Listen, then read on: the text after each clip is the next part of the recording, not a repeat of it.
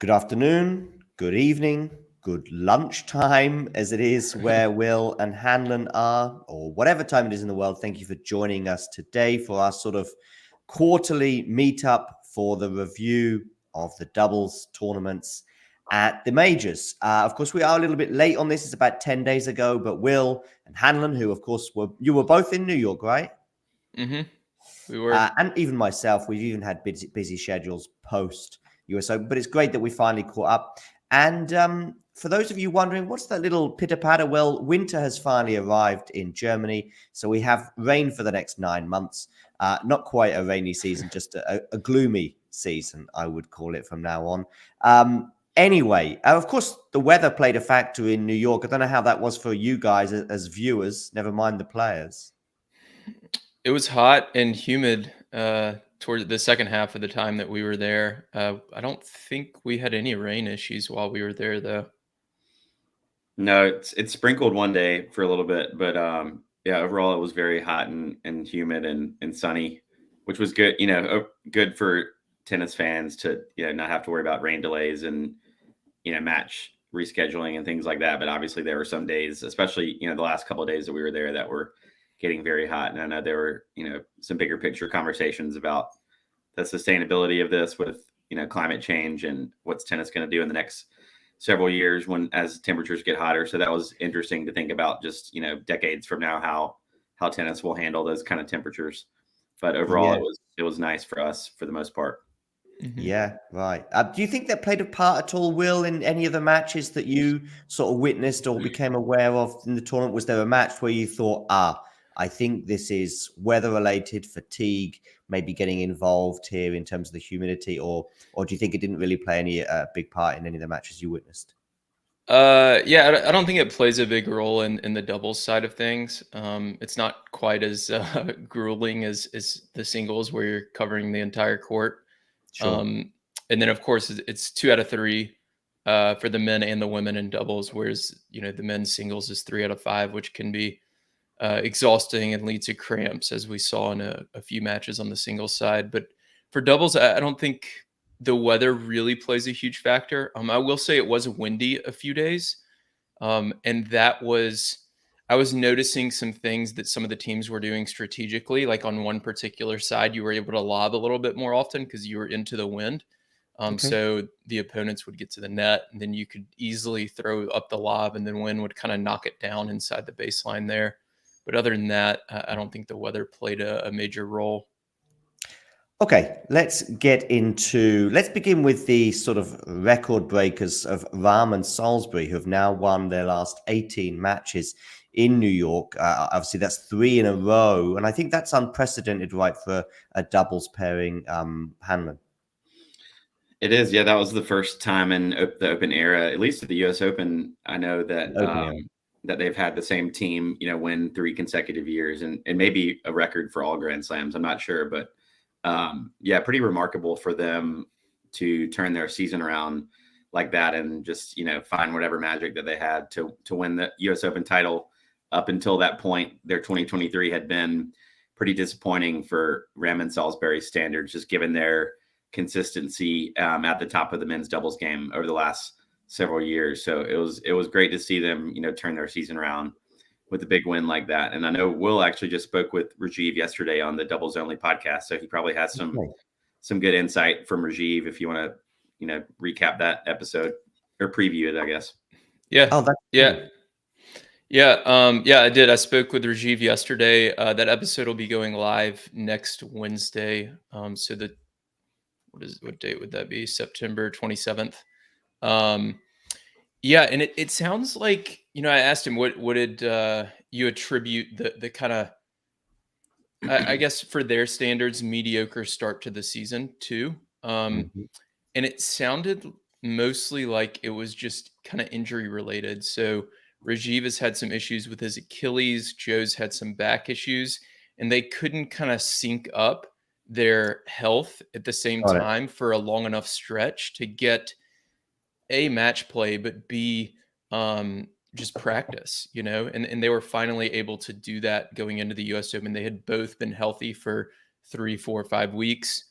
going into the U.S. Open, so they were able to get their level a little bit higher, where that hadn't happened the entire season before that. So that's I think that played probably the biggest role. And what they've done, I tweeted this out a few times. I think we actually talked about it last time we spoke with you, John.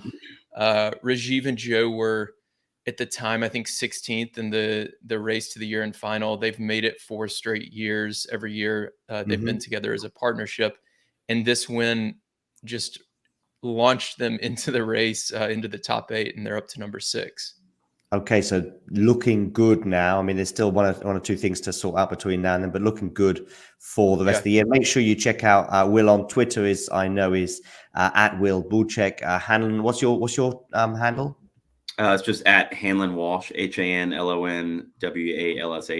You must have got in there. Both of you must have got into Twitter pretty early to get your names. Or is it just because, I mean, Hanlon Walsh seems quite Walsh is certainly a common name, right? Common name. Yeah, maybe. I've got an uncommon last name and he has an uncommon first name. So yeah, that's right. Yeah, maybe we have that advantage for Twitter anyways. I'm just looking at Will. You joined, according to Twitter, and you joined in October 2011. I don't know what your birthday is or birth date is, Hanlon, for Twitter, because I'm on Will's page right now. But I was a similar time. I was probably 2010, I think, something like that. Although I didn't use it for the first 2 years. I just created an account so I could enter a competition where you had to have a Twitter handle to enter. And then 2 years later, a couple of news stories occurred in the UK, and I was really like paying attention to Twitter on a daily basis and have been there ever since. Were there any other sort of nuggets, Will, from that interview, particularly regarding the US Open or just in general? Let me think. So we talked a lot about the season, just the partnership with Joe in general. Rajiv is working with a new coach, Chris Eaton, who I found out he's actually been working with kind of off and on for several years now. But Chris was a coach at Wake Forest, a university here in the States with a really good tennis program, and decided to leave and start coaching Rajiv full time now. So we talked a little bit about that. Davis Cup we chatted about, which, they just finished that up. The U.S. lost last week, and Rajiv played with Austin Krajicek, who's another top American doubles player. And they are planning on teaming up for the Olympics next year. So they'll definitely, assuming both players are healthy, they'll definitely be one of the favorites going into that. So that'll be exciting for American tennis fans to watch as well. I've actually just come across a bit of a Twitter spat between, as I was looking up for Hanlon's Twitter account. Honestly, I'm doing stuff here. I want to see when your birthday was, although it does say June 2011, so similar time, Hanlon. And as I did so, I saw a Twitter spat between Caroline Wozniacki and John Wertheim. And I'm just wondering, Hanlon, with interviews on doubles, have you or Will ever had an awkward moment or an awkward interview or a disagreement with a prominent player on Twitter? I was just actually catching up on Twitter myself after my last meeting and was like beginning to unravel some of the Wozniacki, John Wertheim I'm tweets. just seeing for the first time. I want to go back and like read those more carefully, but I don't think, definitely not on my end. Will's done more podcast interviews than I have over the years, but even like some of the, in-person stuff that we've done on site as media at events over the last few years, I can't really think of anything, especially not of that magnitude, where we've, gotten something wrong and had to, retract a statement or retract an interview quote or anything like that. But Will, do you have anything that comes to mind? No, I'm, for the most part, my interviews, I'm just trying to kind of gather information and ask interesting questions. I'm not really voicing my opinion too much, or trying to disagree with players or media outlets. So no, but this is sometimes, well, you can make an innocent mistake. I made one yesterday. I started reading something and I just read the first 4 or 5 words and I was saying it to the guest and I thought, oh no, I'm reading the wrong tournament here actually, rather than the right one, if that makes sense. And I quickly stopped and corrected it. But but anyway, small stuff like that for sure.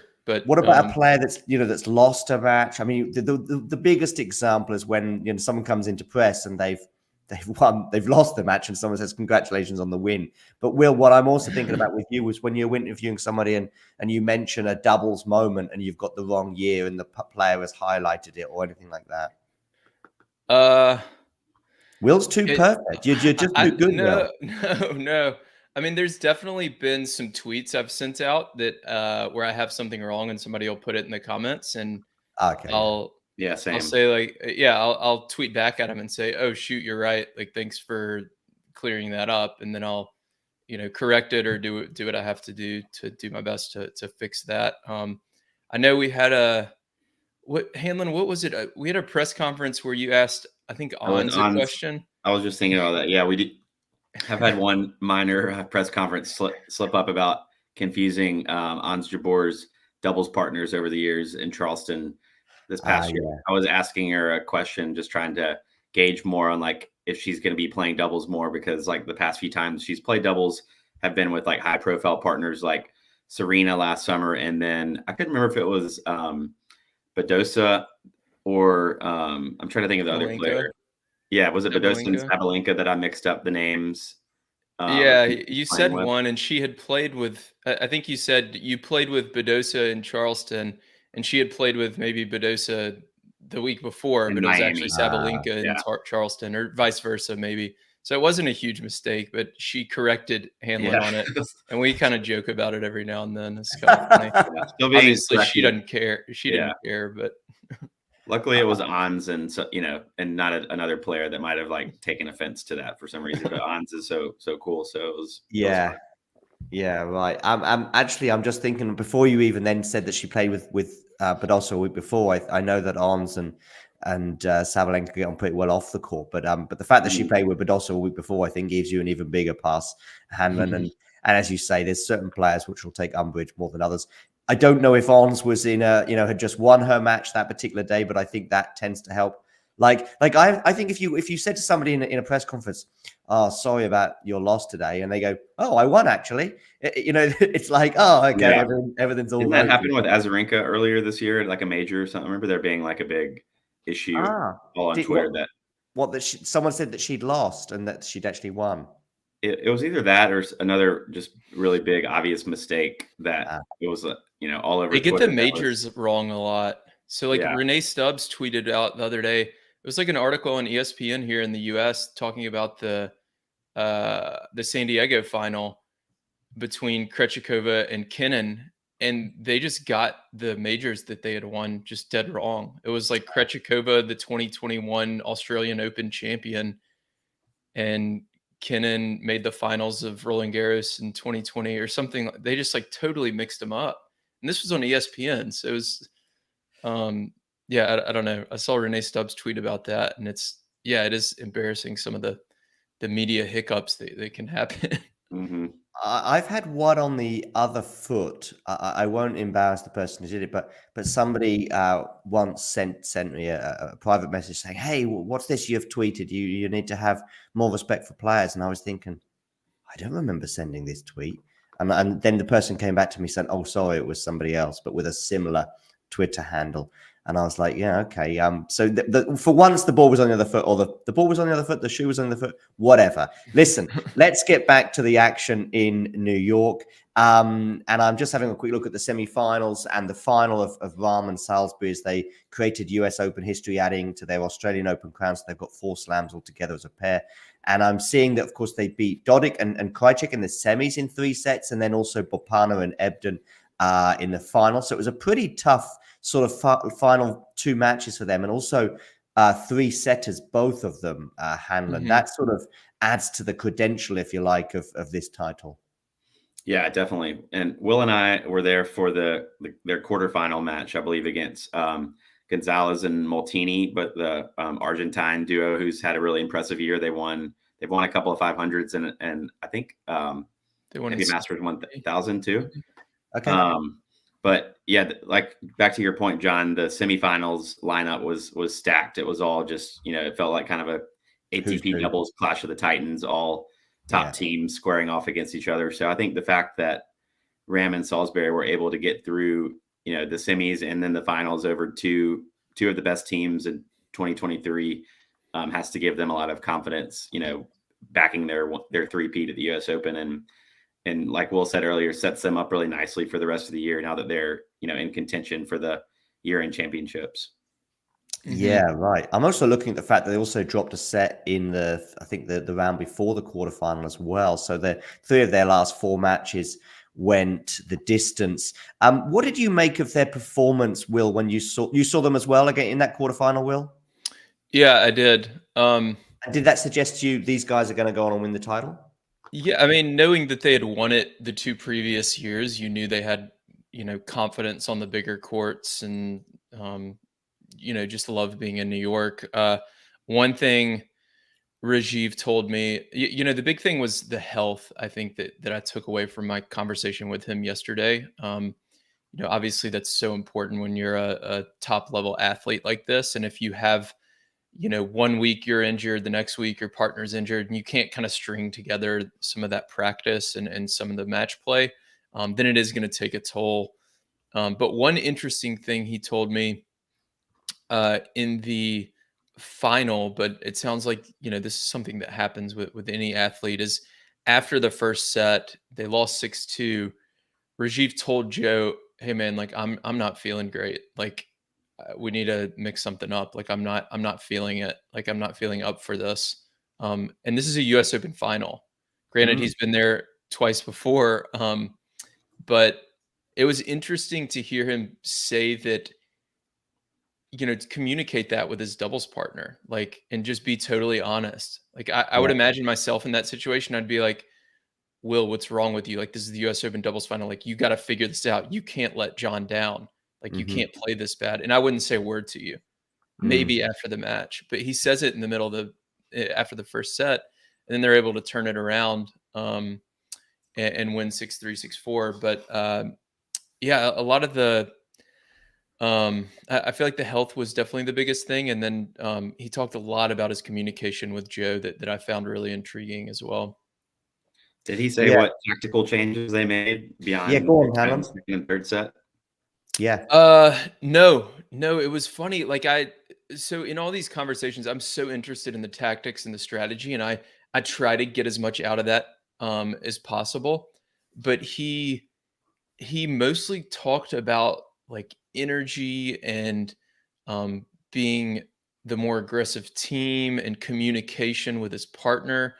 So I'm starting to like, I don't know, I guess become more aware of some of those attributes that are a little bit less tangible, which is something I've always like not liked as much. I want to be able to like measure everything, and it's like, you're not playing aggressive enough. Well, I can't measure that, so I'm just going to ignore it. But in reality, it sounds like this stuff matters. And Rajiv talked a lot about that, but he did not talk much about tactics or strategy or anything like that. Although I'm sure that played a factor as well. Hanlon, during the tournament, were there some interesting strategies? I mean, for the casual observer, I always think it's kind of interesting just to see where the two players are, particularly the non-returner on return, if you like. That's the obvious thing that I always look at. I go, okay, this person just wants to stay somewhere near the baseline, whereas you normally get that kind of, that angle of like this. Now, am I making sense here, Hanlon, or you're looking at me like this guy's never watched a doubles match in his life?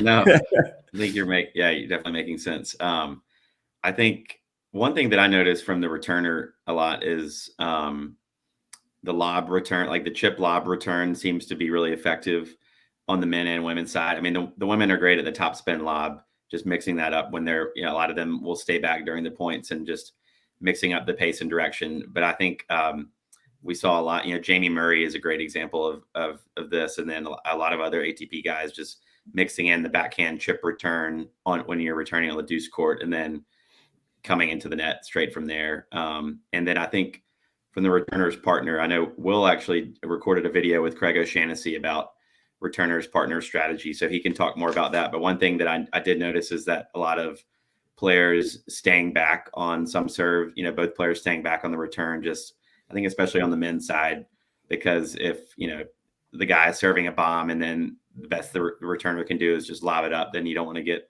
drilled by an overhead when you're standing on the service line. So a lot of the guys might be staying back more on the first serve, but I don't know, Will, what are your thoughts?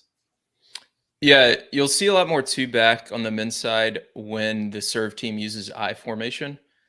So a lot of teams will just do that by default because it takes a little pressure off the returner and it buys the returner's partner more time to defend. The video I shot with Craig, we actually just published on our YouTube channel this week, and we're talking about the returner's partner position because it is the most difficult position on the doubles court to be in. Right, you're the last person to get a chance to hit the ball.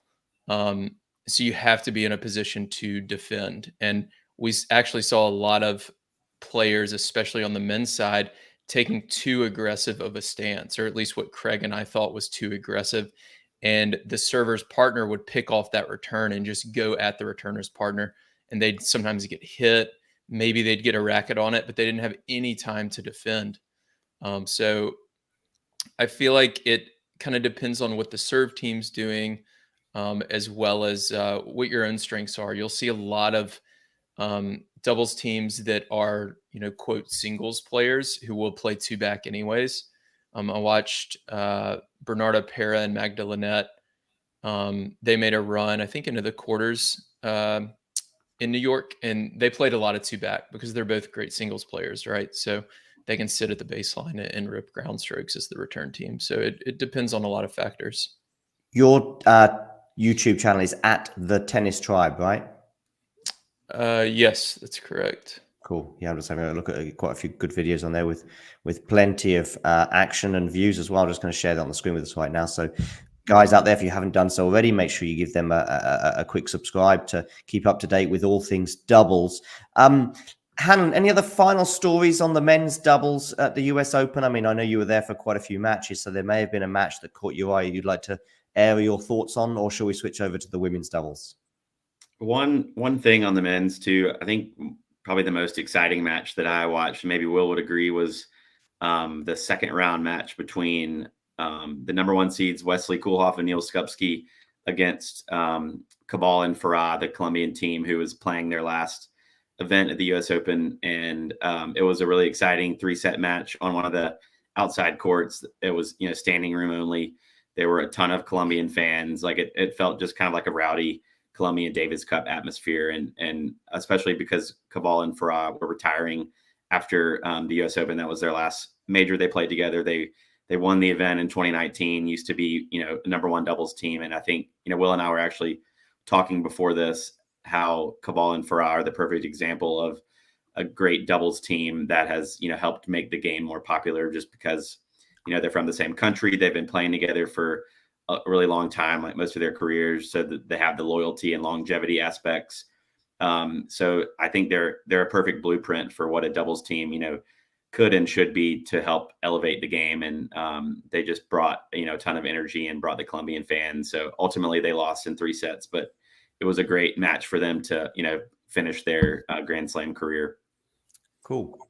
Over to the women's doubles, we had a bit of a first, or firsts, I should say, in that I believe Erin Routliffe is the first New Zealander to win a slam of any sort. At least that's what my brief research told me before, but I probably should, a bit like John Wertheim, maybe I should do more extensive research before I start making loose comments. But anyway, I'm pretty solid on that one, I think. Maybe there's going to be a New Zealander who's like 93 years old who's watching right now who's going to be tweeting me later. Well, you forgot about my slam. Anyway, a Canadian Gabriela Dabrowski was her partner as they beat the former US Open champions of Laura Siegemund, friend of the show, of course, and Russia's Vera Zvonareva. It was in straight sets, albeit that the first set was a pretty dramatic tiebreak that was 11-9. And yeah, of course, Dabrowski and Routliffe also, did they not just begin their partnership like a month ago, Will? Yeah, they did. They started in Canada. So they played the Canadian Open, they played Cincinnati, and then they played in Cleveland. They won a couple matches. I think they made the semis in Cleveland. Each of those 3 tournaments, they lost in a third set, 10-point tiebreaker. So they had close losses. So they were in decent form going into it. And yeah, they had just a kind of magical run. It was really unbelievable. They did not by any means have an easy draw to win this title. It's not one of those where you get a free ride into the semifinals. They beat Fernandez and Townsend in the quarters, Okay. where Hanlon and I were sitting front row, which was probably the most exciting doubles match we saw in New York, at least on the women's side for sure. It had to have been and the they beat, doubles match of the tournament. I would guess, I, just I in think terms of so. atmosphere and rowdiness and just energy. It was a packed stadium in Louis Armstrong. Great exposure for doubles. Yeah, and then in the semis they beat Shea Suwei and Shinju Wang. I think I'm Okay. pronouncing that right. Who won the French Open? Shea. I tweeted out the day before. Shea is the most dominant Grand Slam player right now because she was 16-0 in Grand Slams in women's doubles so far in 2023, and then of course the next day she loses. So they beat them in straight sets in the semis, and then Siegmund and Zvonareva won the U.S. Open in 2020, and they don't play a ton of doubles together. They'll do a handful of tournaments per year, but when they do, they're a very, very good team. So, yeah, I mean, they all credit to Gabby and Aaron. That was a very difficult draw, and they figured it out in each match and found a way to win. I mean, it does look like a cracker as well, but particularly given the names, because Layla and Taylor have certainly struck up something that's sort of bringing doubles as well to the fore this year at certain times. So that's a great a doubles win for them. I mean, tell us about that match a bit more, Hanlon. I mean, I think it was either you or Will, but one of you said it was the sort of possibly, I think it was you, Hanlon, wasn't it? You said it's possibly the match of the tournament that you saw at least, and it certainly looks that way. It was, yeah. They had the opportunity to play on Louis Armstrong, which is a great, showcase court for doubles to begin with. And, Layla and Taylor came out firing pretty early. From what I remember, they were up. They won the first set, and then Gabby and Aaron, the momentum changed completely, and they kind of went on a tear in the second set, and then led 4-1 in the third set. I believe had points to go up 5-1, and then the crowd had filled in by then. And momentum completely shifted. Taylor and Layla stepped their game up, and then it was decided by the third set tiebreaker. I think the most interesting thing was that the crowd was and it wasn't too surprising, but it was a very much a pro Townsend Fernandez crowd. Whenever Gabby and Aaron won points in the latter stages of the match, the stadium was pretty quiet. So it was a very, very rowdy pro US / Layla Fernandez crowd.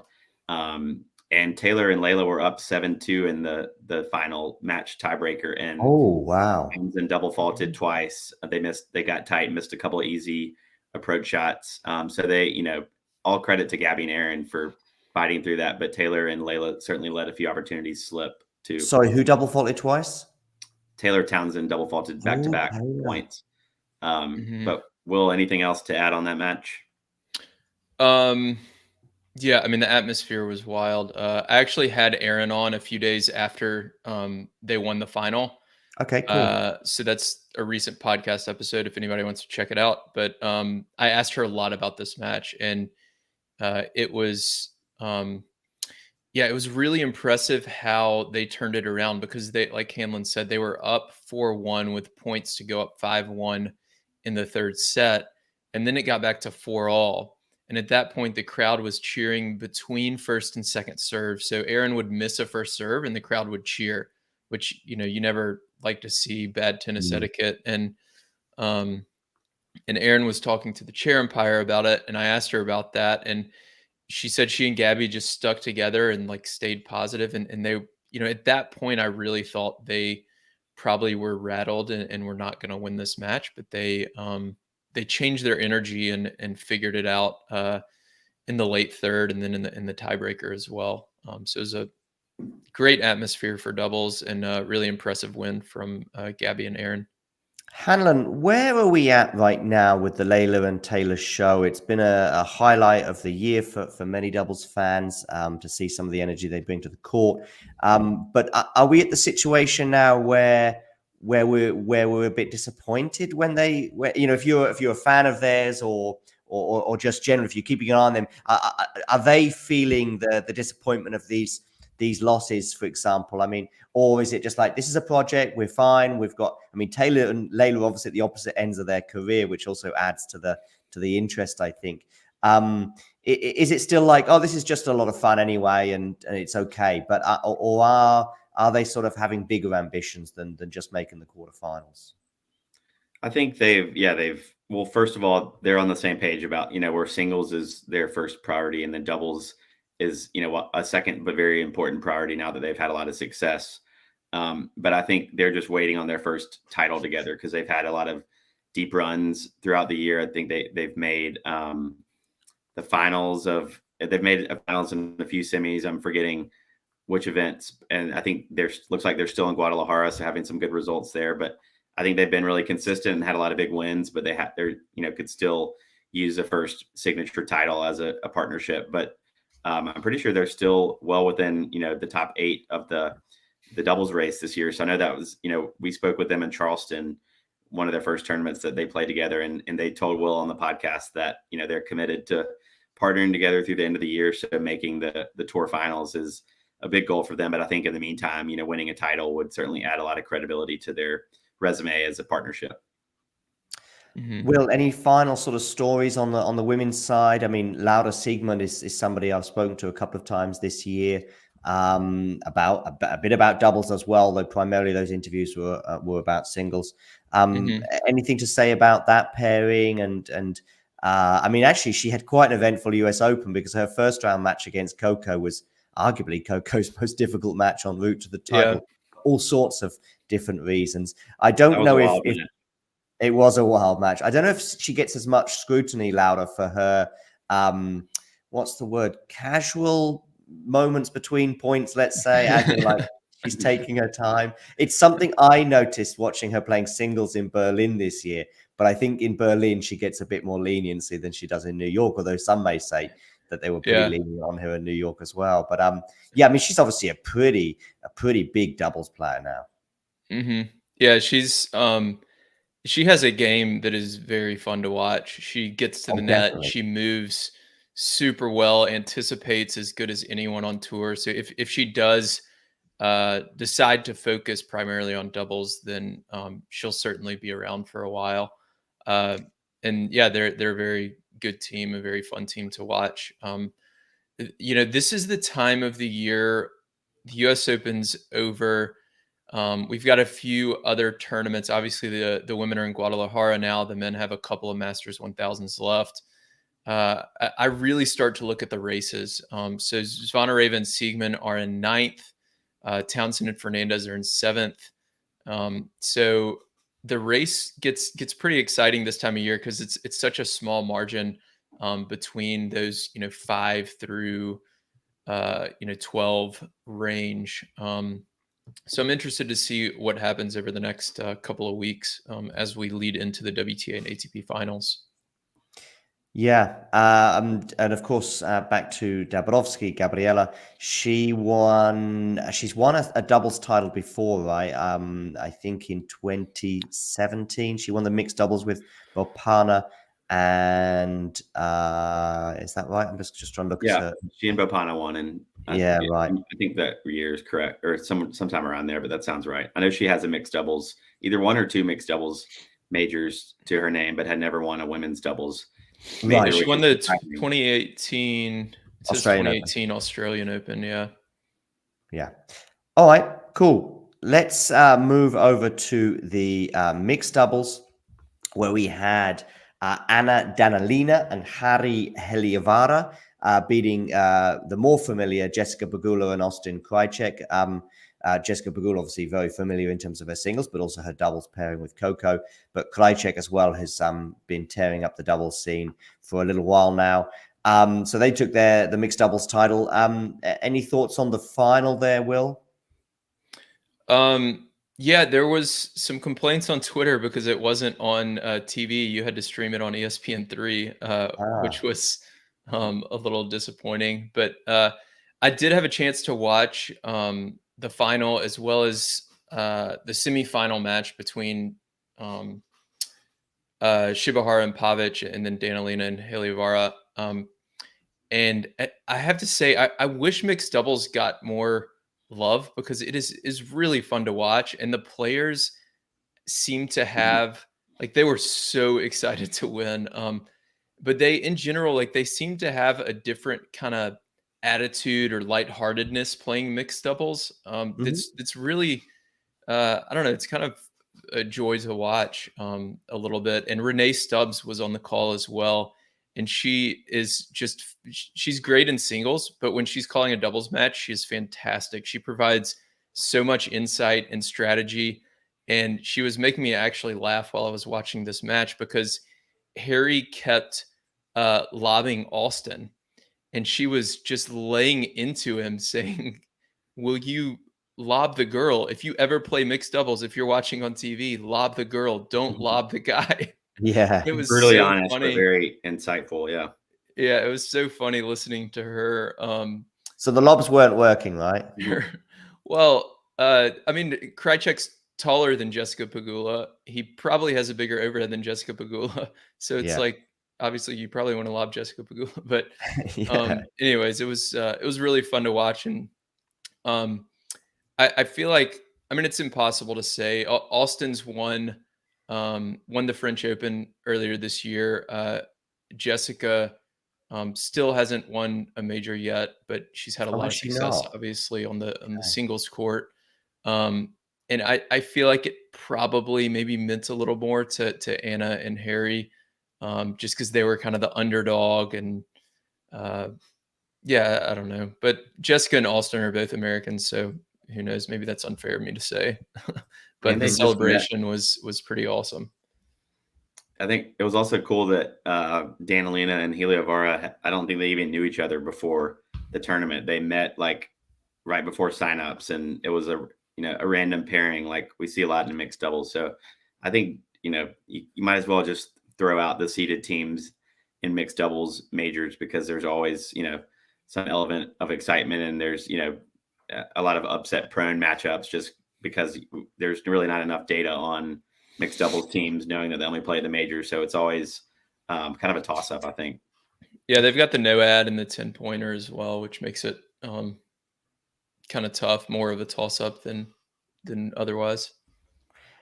Hanlon, Will sort of touched upon the fact that the mixed doubles doesn't get quite as much love as the other doubles. I mean, first of all, would you agree? And secondly, why is that? Because doesn't, as you say, it seems to be a lot of fun going on. Yeah, I think that's I definitely agree with it. I mean, most of the doubles players who play mixed doubles probably see it as more of like maybe a fun de-stressor to play, like a more of like an exhibition type mindset than, the men's or women's doubles, where you see a lot of people, men and women, who are full-time doubles players. That's their main income. I think the mixed doubles probably feels more like a fun side hustle to a certain extent at the majors. But I think that's a big opportunity within tennis, just to, have this joint calendar with the men and women playing on one site to market mixed doubles more, because it's really, to my knowledge, the only sport where you can really do that and have men and women competing across the net from each other and with each other. And I think there's always fun partnership dynamics when you see players like Taylor Townsend and Ben Shelton together in a draw, and they were a team that, filled the stands wherever they were playing. So there's always, really fun matchups. Another example match that Will and I got to see was, I think it was a first round match between Bethany Maddox-Sands and Jamie Murray against Katerina Siniakova and Marcelo Melo. And on that court alone, you had four former number one doubles players who all had won multiple major titles. And it was just something that we kind of happened to, sneak up on one of the outside courts, and just four quality former world number one doubles players.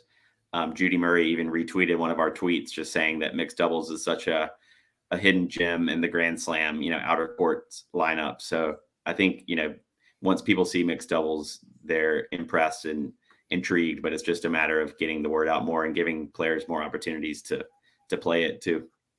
Mm-hmm. I mean, sorry, go on, Will.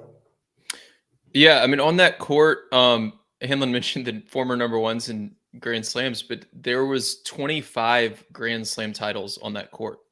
So there was maybe a couple hundred people watching. So it's just wild to see that few people. And then I also want to highlight his point about it's the only sport I think that does this, right, where men and women can play together. And I feel like tennis should embrace that and market it more. Yeah. Because it's so rare, and it's such a unique angle that tennis can take. Well, somebody who has decided to step away, not entirely from the sport, but has announced that he will not be playing Davis Cup anymore, is Rohan Bopanna. So that's his an element of the legendary career that he has already had that is over with. And the reason why I'm touching upon this right now is because he made the semi-finals in New York, but as we said, that sort of part of the tournament was stacked. But the reason I'm touching upon it now is because I just think we're going to. You made the final. Did you say semi-final? I did. Sorry, did I say semi-final? Yeah, and Ebden were in the final against Joe and Rajiv. Sorry, final. All good. It was in that stacked group of 4 pairings, but I made a mistake. Thank you, Will, for correcting me there. We're not going to fall out though, unlike Caroline Wozniacki. Anyway, not yet. So, by the way, people, on have probably left the show to go and see what's going on between John Wertheim and Caroline Wozniacki. But if you can just hold fire for a few more minutes, because I just want to have a quick word with you guys about the fact that I think another way that we could embrace doubles more, bearing in mind I think we saw 1 or 2 very interesting doubles matches last weekend, particularly with the UK up against France in Manchester, is just so we can really get, this is when, for me, if you like, doubles does actually get its greatest platform. It is in these moments where actually it's often the crescendo of a very tight match, and it's a doubles match. And this is when we obviously got the Laver Cup now as well, although many of which I probably subscribe to do see it as a sort of a glorified exhibition.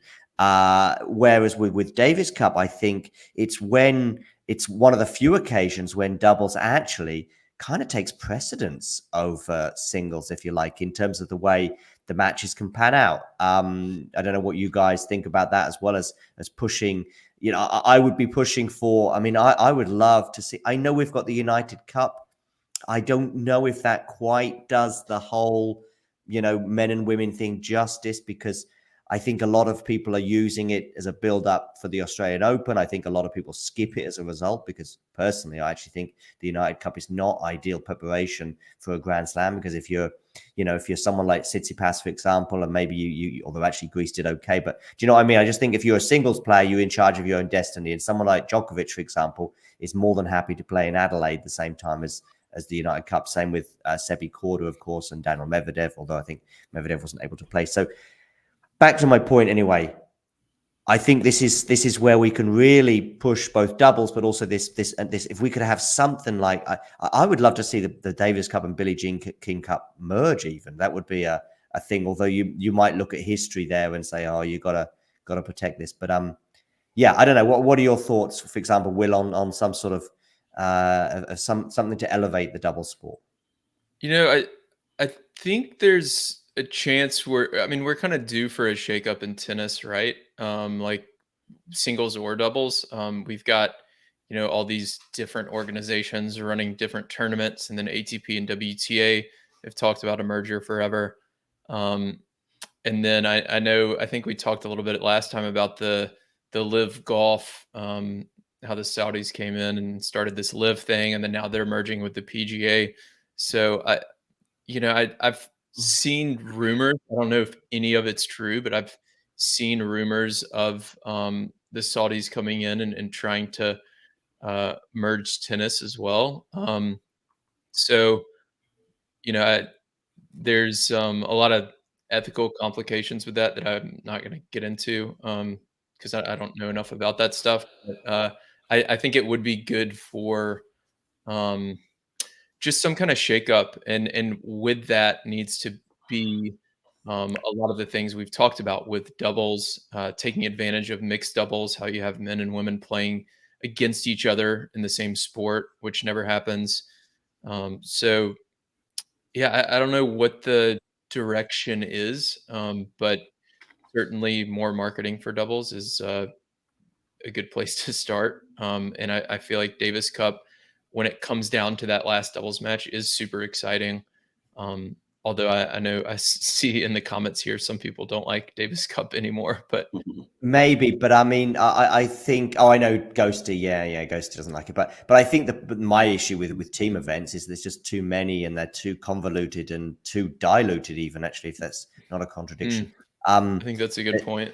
There's just too many, and I this concept before Australia, which has been they've had a few team events there over the last few years. I forget what the previous name was for it, but there was a name for it in Australia, just in the build up to the Australian Open. They've changed it now, of course, to the United Cup because they've got men and women together. But Hopman Cup was another one. Yeah, Hopman Cup as well, which of course we just had recently. But of course that ATP Cup, that was another one too. ATP Cup, that's the one I was trying to think of. Yeah, it's so many cups. I think you're right. I think there's too many. I think we need to merge it. Problem if you can't remember the names of all of them, I've been saying this for a while, but I know that David Law from the Tennis Podcast subscribes to this as well. Is making the Davis Cup every 2 years. So do it over a 2-year span. That would also help in terms of the calendar. At least it would thin that out a little bit, which I'm a big fan of. And it would also make that biannual finals even more special. I think one of the things that I've really disliked in soccer is that they've tried, or they've spoken a lot about introducing a World Cup every 2 years rather than every 4.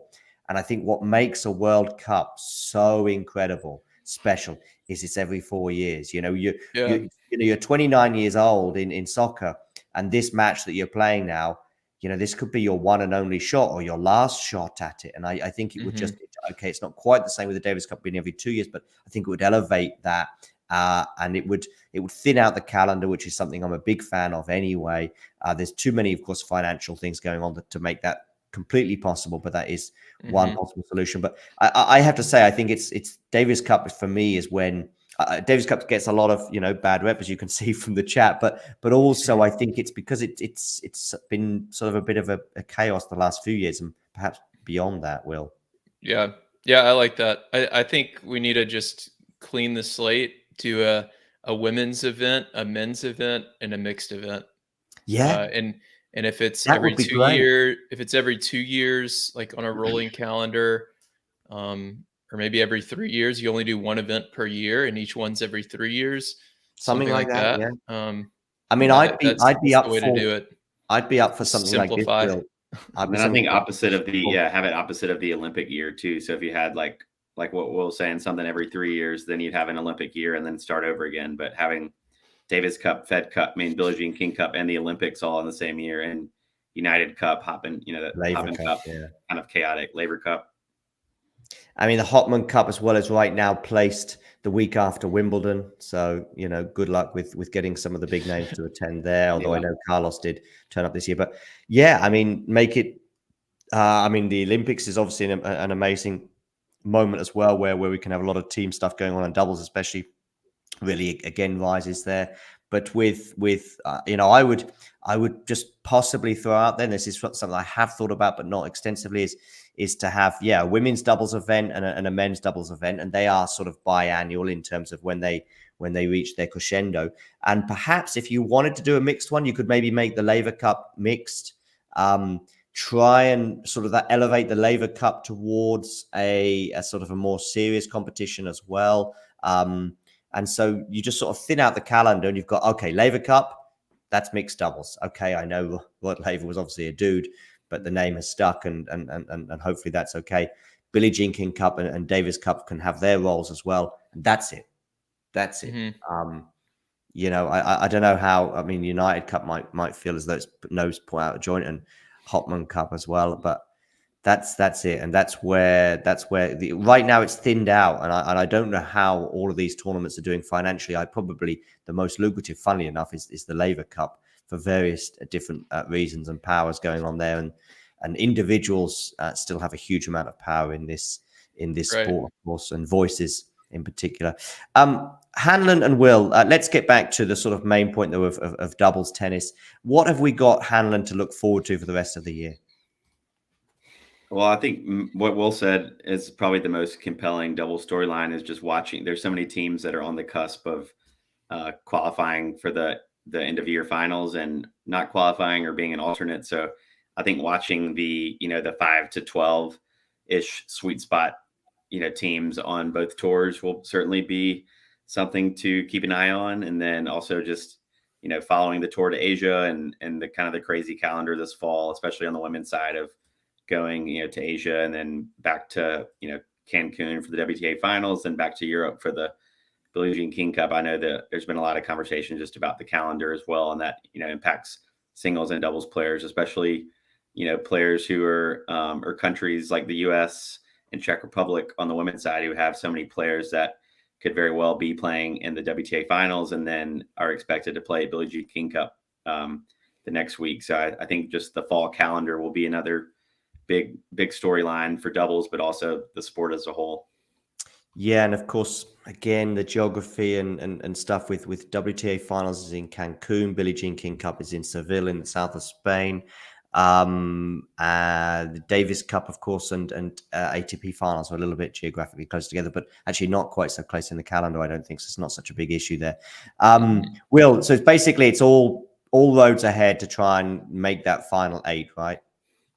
Yeah, I mean, I don't know. For me, I think that's the most exciting thing. The players I speak to, it is a goal of theirs. So yeah, you can find all these, especially in a tournament like Guadalajara or the Paris Masters at the end of the year, before the ATP finals. It's like their last chance to make a big points push to get into that top 8, and you can find all these matchups in the round of 16 or the quarterfinals that you might think don't matter a whole lot. But when you look at the race, it's like, okay, they really need this win to get into the top 8. So just yesterday, for example, Miyu Kato and Aldila Suciati are 10th in the race right now, and they got a walkover yesterday in the round of 16 in Guadalajara. That's a big deal for them to try to make the year-end final. So they're going to play, it looks like later today, they're going to play against Asia Muhammad and Caroline Dolehide. So that's a huge match for them. And it's just a quarterfinal match, So I think it's a very exciting event that the tours should push more, to be honest. I think the casual tennis fan, when I talk to friends who know of the US Open and Wimbledon and stuff like that, but maybe they don't play a whole lot of tennis or follow the tour, a lot of them don't even know that there is a year-end final. And I think it's something that the ATP and WTA should push and market and highlight even more, because it's really an exciting event and kind of a culmination of all the work throughout the year for these doubles teams. Okay, Hanlon, thank you as well for dropping by, and of course to Will as well. We've also had both of you on at various other times during the year. I think Will has been my Netflix guy from time to time. Not my Netflix guy as in like an old man who doesn't know how it works, and I have to call Will up to, because when someone's their TV guy, or my father has people to just sort of come over and help him with his TV because he doesn't know how it works. By the way, I am almost getting that way. I'm turning off the TV when I'm trying to change the channel. I'm trying to find the guide and all sorts. So maybe Will, John. I will be calling you up sometime as my Netflix guide. I'm gonna charge you. Hannah's also dropped by a couple of times, or at least once for some single stuff too. Make sure you give both of them a follow and a subscribe on all the social medias, but also on YouTube at The Tennis Tribe is their sort of doubles pairing for doubles tennis. And there's plenty of good stuff as well in terms of the podcast that they've touched on as well. So thanks guys for joining us today. Thank you, John. Thanks, John. Enjoyed it. Cool. And to the rest of the tennis world, thanks for stopping by, and you know the drill. When I find the right button, which I can't seem to find right now. Oh, here it is. If you enjoyed this video, make sure you hit that like button. Don't forget to subscribe and click that notification bell so you don't miss out on all things tennis.